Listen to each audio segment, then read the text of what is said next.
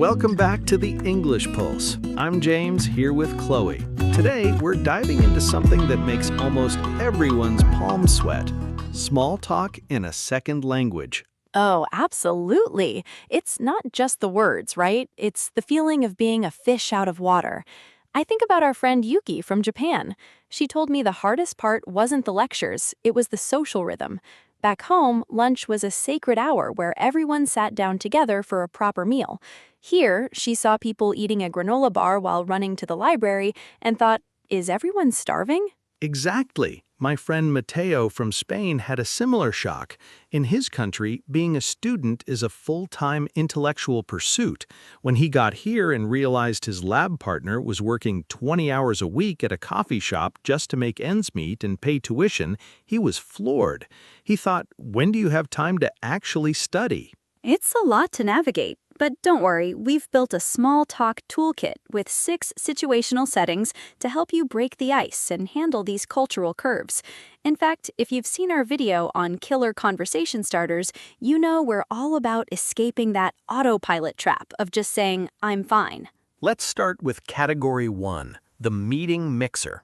Chloe, if I'm standing by the snacks and see someone new, what's my move? It's so simple, people usually overlook it because they're searching for something smarter to say. You just need to claim your space. Walk up and say, "Hi, I don't think we've met yet. I'm Chloe." That's it? That's it. It breaks the tension instantly. It says, I belong here. If you want to keep the ball rolling, ask, what brought you to this organization? People love talking about their why. Great. And if you're feeling a bit lost, just be honest. Try, I'm new here and still trying to navigate everything. Do you have any tips for a beginner? People love being the expert. It helps them warm up to you. Now, Category 2, the shared environment. This is where those culture shocks we mentioned actually make for great conversation. Totally. You can use the shared experience starter. What did you think of today's presentation? But then you can pivot to a cultural observation.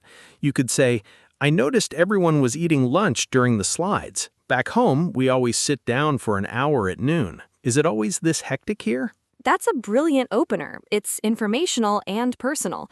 The other student might explain, yeah, we just grab a bite whenever we have a gap in our schedule. It turns a confusing moment into a connection. You're on the same page now. Let's move to Category 3, the Monday morning catch-up. On Mondays, you'll always hear, how was your weekend? Did you do anything exciting? This is a great place to bring up the working student culture shock. If they say they worked all weekend, you could say, I've noticed so many students here have part-time jobs. That's so different from my country where we mostly focus on academics. Is it hard to balance work and school? That's such a respectful way to ask. You're showing genuine interest in their life. It's way better than just saying, oh, cool. You're really getting into the weeds of the conversation. Category 4 is simple personal interests. To get to know the person behind the busy student, try, have you seen any good movies or shows on Netflix lately? Or my favorite for foodies, I'm looking to try new food around here. Any recommendations? Even if you're missing your mom's cooking, asking for local spots helps you feel less like an outsider. Category 5 is active listening mode. This is the secret sauce. You don't need big words, you need listening noises. When they're explaining their 40-hour work week and 15-credit course load, just say, I can imagine that's really challenging. How do you manage it? Or if they tell a funny story about eating a burrito during a chemistry lab, just say, really? What happened after that? It shows you're engaged, even if you're still finding your feet with the vocabulary. Finally, Category 6, the graceful exit. When you realize you're going to be late for your own hurried lunch, you need to call it a day politely. Right. You don't want to just vanish. Say, well, it's been lovely chatting with you, but I should let you get to it. Or, let's catch up again soon. Hope you enjoy the rest of your day. It's a piece of cake, and it leaves them with a great impression of you. There you have it. 6 ways to stop feeling like a fish out of water and start feeling like a pro. It's all about being curious. Your English doesn't have to be perfect to be a great conversationalist. All right, Chloe, before we wrap up, it's time for a quick pulse check.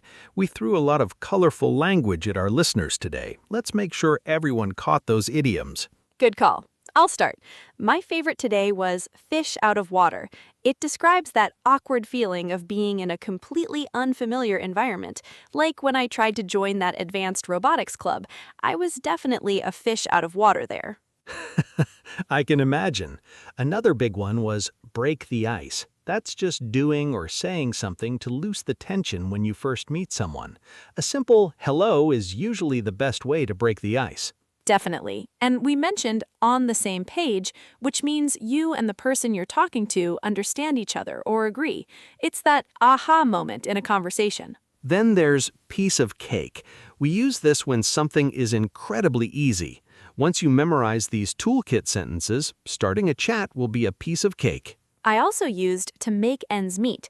That's a crucial one for student life. It means having just enough money to pay for the things you need, like tuition or rent. And finally, call it a day.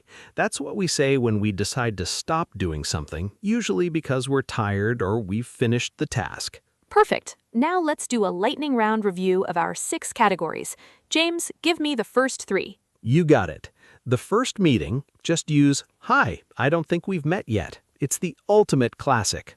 Shared environment, talk about the class. What did you think of today's presentation? And weekend and social, use the Monday morning staple. How was your weekend? It's a great way to see if they were working or relaxing. And for the final 3, 4, personal interests, ask for advice. I'm looking to try new food around here. Any recommendations? 5, follow-ups. Keep the energy up with, that sounds interesting, tell me more. And 6, the exit. Leave them smiling with, it's been lovely chatting with you, but I should let you get to it. Honestly, Chloe, looking back at these, I realize how much culture plays into it. Whether it's the lunch on the run or the working student hustle, these sentences are really just bridges to understanding each other better. Exactly. Don't be afraid to be a bridge builder. You've got the tools now. If you found this episode helpful, please subscribe to the English Pulse. We're here to help you build your fluency practice and your social bridge toolkit one conversation at a time. You've got this. Keep practicing, keep talking, and we'll see you in the next episode.